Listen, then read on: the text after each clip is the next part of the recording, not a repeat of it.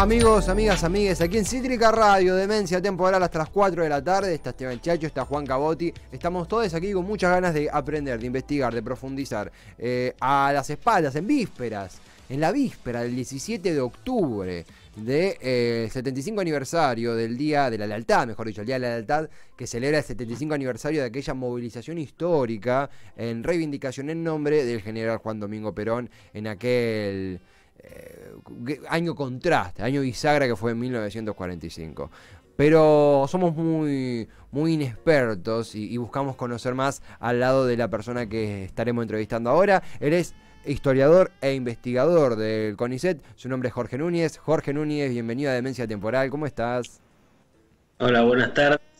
Muchas gracias por la invitación. Placer. Y sí, a 75 años de esta fecha tan emblemática de la historia argentina, ¿no? Una fecha fundacional, para poner un nombre objetivo.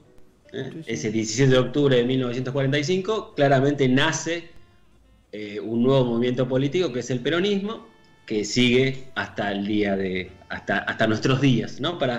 Siempre para pensar que la historia no es una pieza de museo, sino que tiene que ver mucho con nuestra cotidianeidad, digamos, ¿no? Sí. Así que yo en general soy una persona bastante estructurada y tengo siempre una clase armadita, pero me dejo llevar por ustedes, como ustedes quieran, digamos. Un placer.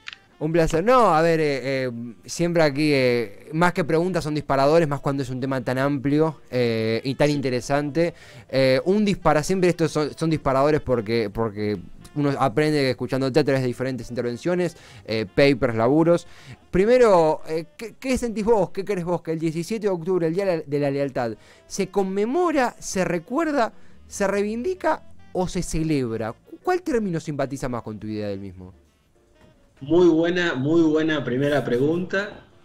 Sabes que yo uso siempre esa pregunta con respecto al 1 de mayo, digamos, ¿no? Porque vos sabés que el 1 de mayo, desde 1889, viajamos un poquito más para atrás en el tiempo, se decretó el Día del Trabajador. Fue en ocasión de los mártires de Chicago que fueron asesinados en los Estados Unidos, o sea, enjuiciados. ¿Están ahí ustedes? Sí, porque de repente desapareciste. Sí, acá estoy. Sí. Bueno. Perdón, pero soy medio básico con estas cosas. No, por favor. Está muy bueno lo que vos planteás, porque yo siempre eso me lo pregunto con respecto al 1 de mayo, ¿no? Tradicionalmente, insisto, el 1 de mayo se decretó por los mártires de Chicago, que fueron una serie de obreros anarquistas que fueron enjuiciados y colgados, digamos, ¿no? Claro. A partir de eso, el Movimiento Obrero Internacional decretó ese día como el 1 de mayo. Y en la Argentina, la primera vez que, y acá viene la pregunta, se celebra, se conmemora, se festeja. En realidad, fue en 1890, en realidad, siempre, tradicionalmente fue una jornada de lucha el 1 de mayo, de los 1 de mayo, de movilizaciones, de grandes represiones de la policía sobre el movimiento obrero, etc. Entonces, ¿se conmemora, se celebra, se festeja o no hay nada que festejar? Y es reivindicar la lucha de los sectores que nos precedieron, ¿no? Me parece muy bueno lo que decís. Y es interesante también, es buenísimo tu comentario, porque a partir del nacimiento del peronismo, la fiesta del trabajo empieza a ser el 17 de octubre del 45, ahora si quieren contamos un poco, sí. Pero se produce la liberación de Perón, digamos, ¿no? Y el nacimiento del peronismo. A partir de los siguientes 9, 17 de octubre, con el peronismo en el poder, se transformó en una fiesta del trabajo. Entonces ahí pierde su carácter de lucha, de cuestionamiento al orden existente, y es más un encuentro entre el líder y la masa, ¿no? En el cual es muy interesante porque Perón, todos los discursos dice, ¿están conformes con lo que estamos haciendo? Y la gente decía, conforme general, o sí, estamos muy conformes. Pero es muy interesante, si vos ves hace poco los leí, todos los discursos de Perón están recopilados por la Biblioteca del Congreso de la Nación y están online, etcétera. Y en todos los 17 de octubre él hace esa pregunta a las masas reunidas allí en la Plaza de Mayo. Cada 17 de octubre, después del 45, tiene sus particularidades. En un momento empieza ya a hablar Eva Perón, cuando empieza a crecer su figura política. Claro. Bueno, es muy interesante, ¿no? Pero volviendo a tu pregunta, para no irme por las ramas, Y ahí es interesante eso, que el 1 de mayo, durante los años peronistas, pierde el carácter no se conmemora, ya pasa a ser el 17 de octubre, ¿se entiende? Sí, o sea, ya el 1 de mayo no se festeja, no se celebra, no se conmemora, y la fecha se traslada al 17 de octubre, digamos, ¿no? Así que esa sería como la primera acotación. Y después, si querés, avanzo un poquito, como vos, manejalo vos eso, sin No, porque me parece muy interesante esto. Imagínate que a quienes leemos la historia desde, por ejemplo, nacidos en los 90, que de golpe vemos las imágenes, sobre todo el material audiovisual y los discursos del 17 de octubre, y me parece muy piola también el hacer, porque sos alguien que ha estudiado mucho lo que es la evolución, la influencia, el concepto del sistema penitenciario, en esencia también con laburos muy interesantes en lo que es la etapa peronista, y el factor que el 17 de octubre del 45, el auge, el momento clave es la liberación de Perón. Y uno dice, ¿Perón estaba detenido, estaba preso? De alguna forma ese punto de partida es en el escenario penitenciario pareciera que comienza a gestarse la épica, ¿no? Sí, está. Bueno, vamos a contar un poquito para aquellas personas que no tienen por qué saber bien qué pasó el 17 de octubre de 1945. Resumidísimamente, no me quiero ir al escenario internacional, pero recordemos que ahí acaba de terminar hace unos pocos meses la Segunda Guerra Mundial, ese conflicto dramático que dejó, según la cifra más conservadora, más de 50 millones de muertos, estamos hablando, y que termina esa guerra con la derrota total de los experimentos totalitarios, el fascismo y el nacionalsocialismo, digamos. Y digo esto porque todo el tiempo cuando analizamos la política argentina, tenemos que pensar el escenario internacional. No podemos, porque va a aparecer en la política local ese reflejo de lo que pasa en el exterior. Entonces, termina la Segunda Guerra Mundial, Hitler se suicida en abril del 45, Mussolini es ejecutado poco después, caen las bombas en Hiroshima y Nagasaki. Bueno, el mundo ya se han derrotado al fascismo y al nacionalsocialismo, y se ha producido esa alianza entre Estados Unidos y la Unión Soviética. Se va a empezar ya a gestar ese mundo bipolar, claro, ¿no? El mundo partido en dos, el capitalismo y el comunismo, ¿no? Digamos, como decía, no sé si lo conocerás, has nacido en los 90, pero había un músico llamado Tanguito que siempre cantaba una canción que decía: la escuela nunca me enseñó que al mundo lo han partido en dos, digamos, por supuesto. Entonces, a partir del 45-46, el mundo está dividido en dos: un bloque capitalista, un bloque comunista, ¿ok? Y ahí se va a iniciar esa llamada Guerra Fría. Viajemos a la Argentina rápidamente y situémonos en septiembre del 45. Estamos ahí, a las vísperas del 17 de octubre. Sí. Rapidísimamente. Ya hace bastante tiempo gobierna una dictadura militar. Perón va a llegar va a empezar a participar en el gobierno en un golpe militar que se inicia el 4 de junio de 1943. Golpe militar con características bastante diferenciadas, porque derrocan a lo que se llamó la década infame, una década de corrupción, fraude, digamos. O sea, que no es que era un gobierno democrático al que derrocan, claro, sin ni elogiar ni reivindicar ese golpe militar, pero poniendo los puntos sobre las IES, ¿no? Entonces digo, para el 45, Perón ya es el líder más importante de ese gobierno militar. Es vicepresidente, ministro de guerra, que ese era un puesto muy importante en esa época, claro, y secretario de Trabajo y Previsión, que ese es el rol clave desde el cual Perón, allí la secretaría asume a fines del 43. Era una vieja dependencia que se llamaba el Departamento Nacional del Trabajo, que no tenía muy poca incidencia sobre el mundo obrero, y Perón asume allí. Ahí yo creo que aparece su genio político, mientras los otros compañeros de armas no la ven, Perón dice: es por ahí, digamos, ¿no? Claro. O sea, mientras los otros dicen al movimiento obrero hay que reprimirlo, Perón dice: no, acá hay que impulsar otra estrategia. Entonces él solicita ese cargo, rápidamente lo transforma en la Secretaría de Trabajo y Previsión, y desde ahí Perón va a construir, en 2 años, construye su poder político, digamos, ¿no? Se transforma en el líder político que fue durante 30 años hasta su muerte, digamos, ¿no? ¿De qué modo se transforma Perón? Bueno, digamos, ¿qué hace Perón? convoca a los dirigentes sindicales, los invita a la Secretaría de Trabajo y Previsión. A las 6 de la mañana invita a los obreros, vengan, cuéntenme sus problemas, cuáles son las demandas, qué reclamos tienen. Anotaba todo, y claro, la Secretaría de Trabajo y Previsión, a partir que Perón va escalando también en el gobierno militar, ya tiene capacidad de ir resolviendo y otorgando todas esas conquistas tan postergadas, digamos. Estamos hablando vacaciones pagas, jubilaciones, el estatuto del peón, convenios colectivos de trabajo. Bueno, es un aluvión de leyes en favor de la clase trabajadora, ¿no? Esto habla también de un estado de postergación que tenía la clase trabajadora. Y es recíproco, imagino, es pregunta, mejor dicho, es recíproco porque comienza a ver, a partir de la gestión de Perón desde dicha secretaría, comienza a ser recíproca la respuesta de los trabajadores en identificarlo a él como un potencial referente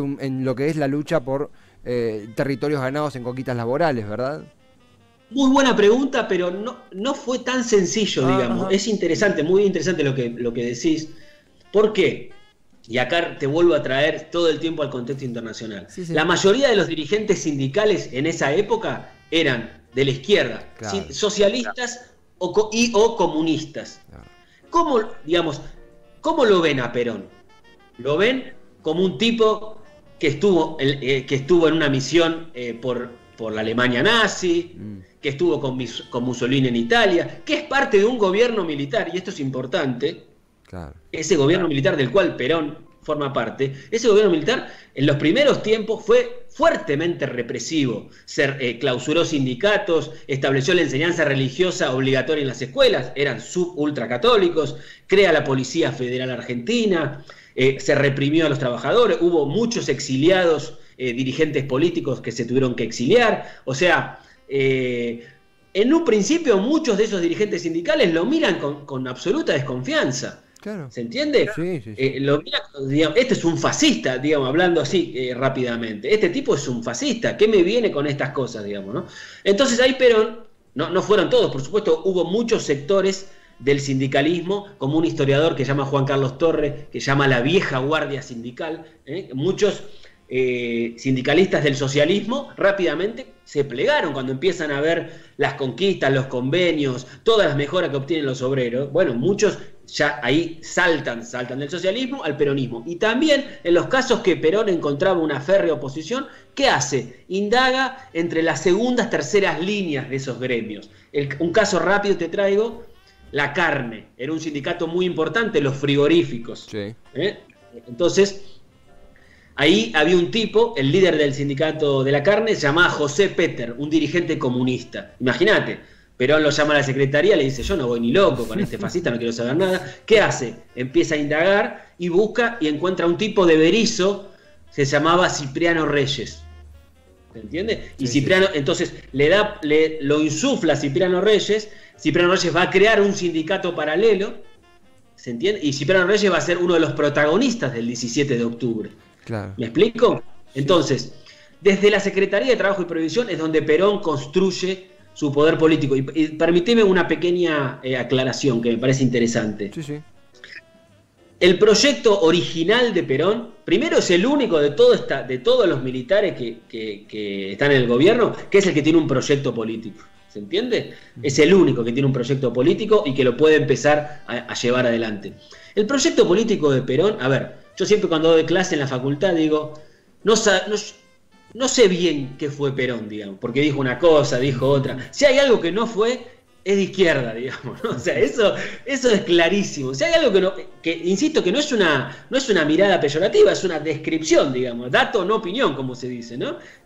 Si hay algo que no fue marxista, no fue de izquierda, Perón, el tipo creía en la idea de la comunidad organizada, la alianza de clases, trabajadores, empresarios, Estado, una distribución equitativa de la riqueza. Eso fue lo que hizo durante su gobierno, que llegó a haber un 50% de toda la riqueza que producía la Argentina, 50% para los trabajadores, 50% para el empresariado. Por eso digo, cuando se dice el peronismo, el comunismo, no tiene nada que ver. Entonces el proyecto inicial de Perón era la alianza de clases, capital, trabajo y Estado armonizando esa relación. Ahora, ¿qué pasó?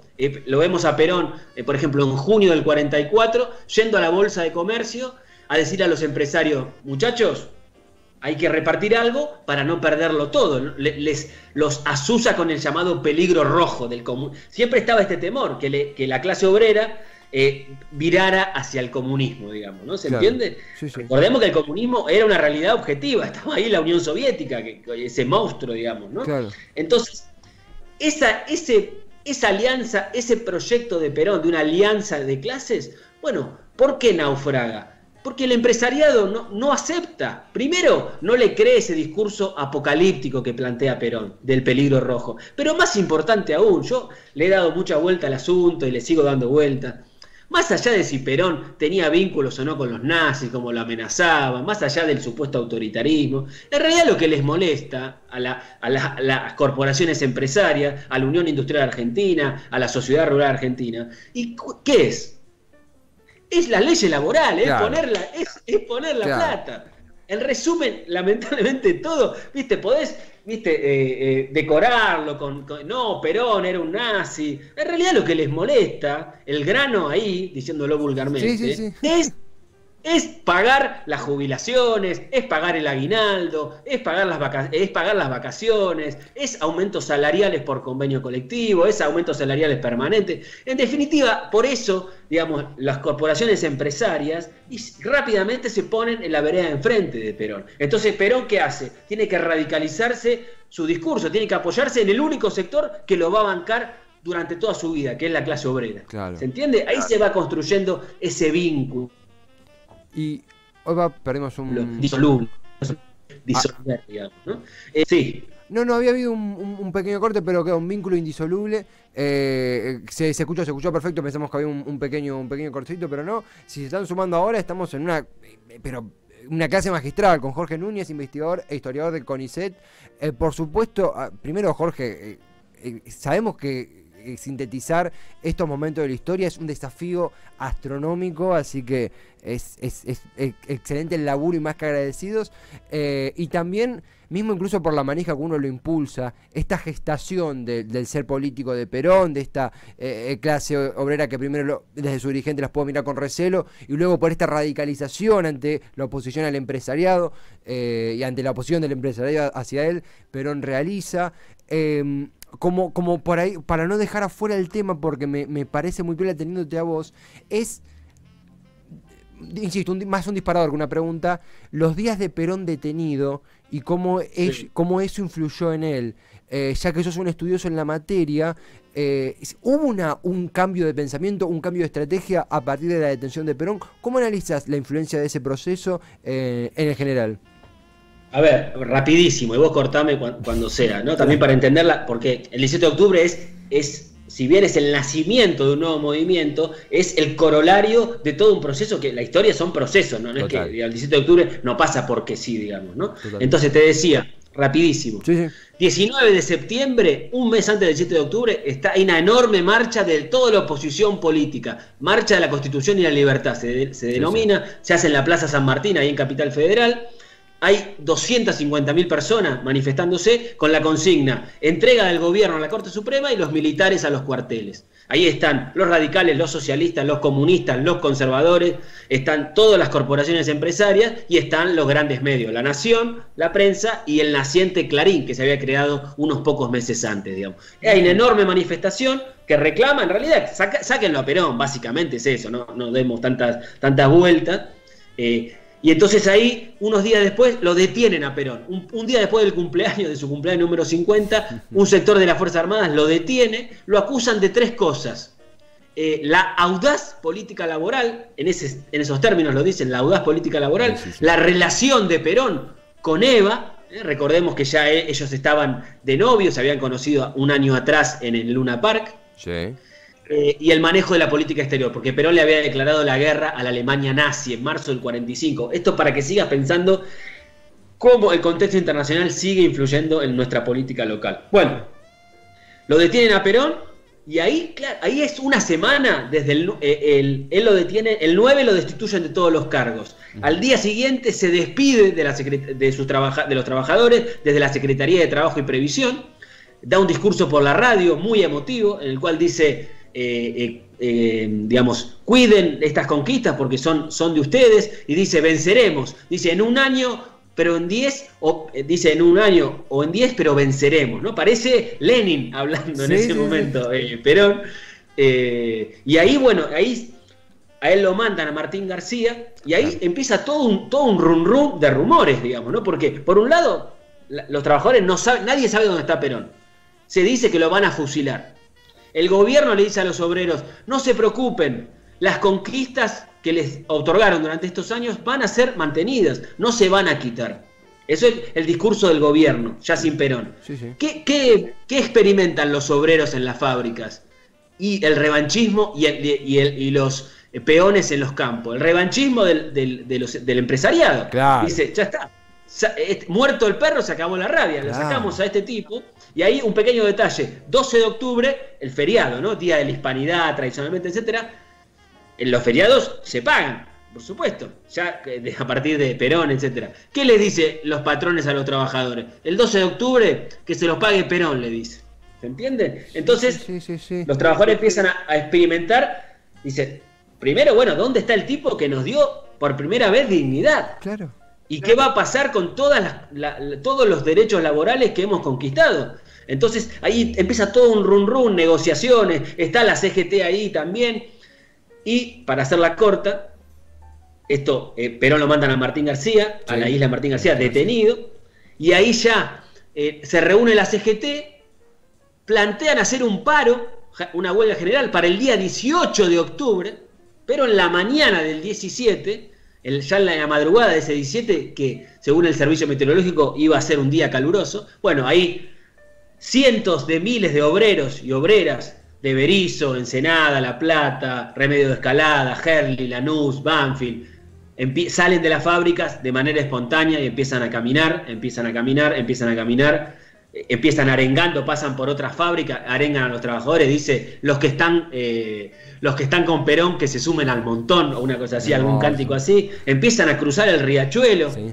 En un momento la policía levanta el puente para que no crucen y cruzan a nado el riachuelo, que ya para esa época estaba bastante contaminado, o improvisan balsas con puertas de madera, etcétera. Después la policía va a bajar los puentes. La cuestión es que se sigue sumando gente, van para la Plaza de Mayo. ¿Dónde está Perón? Ese es el único reclamo, ese es el único cántico, es ¿dónde está Perón? ¿Qué pasó con Perón? ¿Dónde está? Se va juntando la gente, se va juntando más gente. Por supuesto, imagínate, desde Berisso hasta la Plaza de Mayo hay como 60 kilómetros. Sí, era un día de calor. La gente, ¿qué hace racionalmente? Y bueno, te sacás la camisa. Cuero, de ahí nace los descamisados, digamos, ¿no? ¿Se entiende? Sí. Y llegan a la Plaza de Mayo. Caminaste 50 kilómetros. Los pies los debes tener como 2 empanadas. ¿Qué haces? Te sacás los zapatos y ¿dónde los pones? ¿Ponés las patas dónde? En la fuente. En la fuente, claro. Exacto, porque hay agua, porque te refresca. ¿No? Todas estas cosas que la oposición política, incluso la propia izquierda, vio casi con un carácter animalesco, simiesco, porque hablan del aluvión zoológico. No te olvides que la izquierda definió a todas esas miles de personas como aluvión zoológico. Digo, son todas cosas racionales. Hace calor, yo me saco la remera, vengo caminando 30 kilómetros.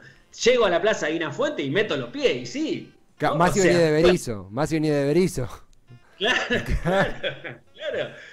No había Cabify, ¿viste? No es que vinieron en Uber, digamos. Bueno, ya te cierro.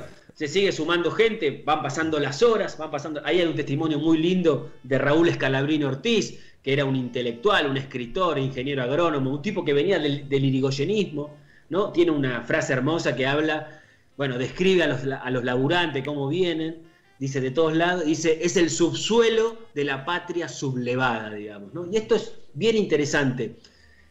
A ver, siempre digo lo mismo, no es que Perón inventó el movimiento obrero, no es que antes de Perón no había habido huelgas, no, hay toda una larga tradición de historia de lucha del movimiento obrero, anarquista, socialista, sindicalista, revolucionario, etc. Pero ese día es algo que rompe la cabeza de todos aquellos contemporáneos. Es algo claramente rupturista, nunca antes visto. Nunca antes visto. Vos lees los testimonios de gente de las clases altas, dice, ¿dónde salió esta gente? Nunca la habíamos visto, porque esa gente no iba a la capital. Claro. La capital no le abría los brazos, no había para caminar por la avenida Corrientes. No, digamos, eso, como dice Scalabrini, es el subsuelo de la patria sublevada. Me parece una frase majestuosa. Bueno, y te cierro.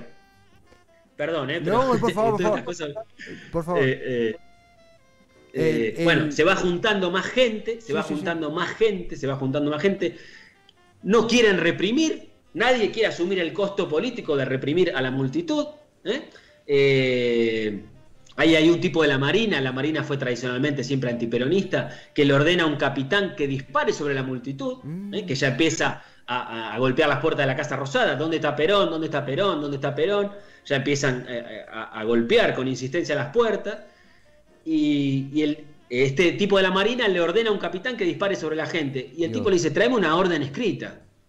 Y la orden nunca aparece. Nadie quiere firmar la represión. Claro. Bueno, finalmente a todo esto, mientras tanto, Perón fue trasladado de Martín García al Hospital Militar, en la capital federal, en la avenida Luis María Campos. Interesante, el lanchero que lo llevó dio testimonio años después, dice, nos dieron una lancha que estaba hecha pelota, querían que nos hundamos. Por Dios. O sea, sí.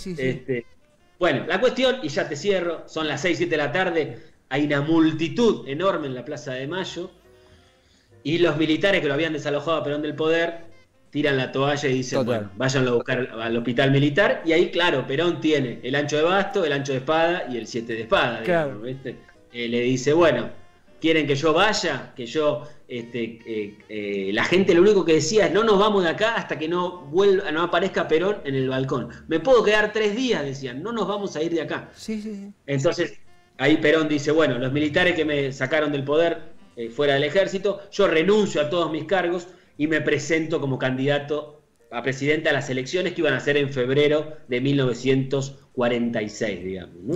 Y ahí, bueno, sí. No, que justamente hay dos cosas. Estamos impactados todos acá porque primero una síntesis, una explicación brillante.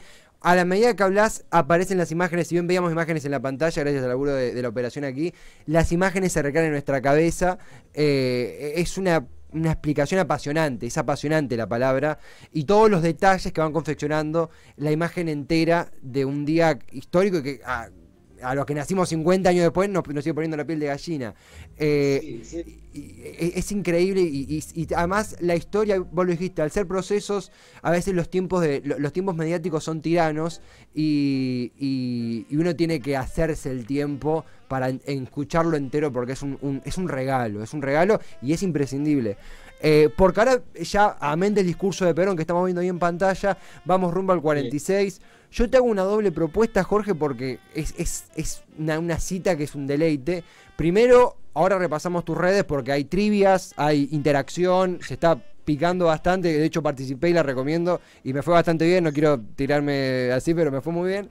No, pero continuarla en una siguiente ocasión porque estamos muy interesados y ni loco queremos cortarte cuando llegues a una... porque rompemos el estudio a patadas. Pero si te parece, te va esa porque queremos seguirla y gracias por tamaña entrevista y por tamaña charla. Fue una clase magistral. Bueno, muchísimas gracias. Perdón si me extendí un poquito, pero bueno, son todos, digamos, creo que es como el combo, para entender una explicación más global, digamos, ¿no?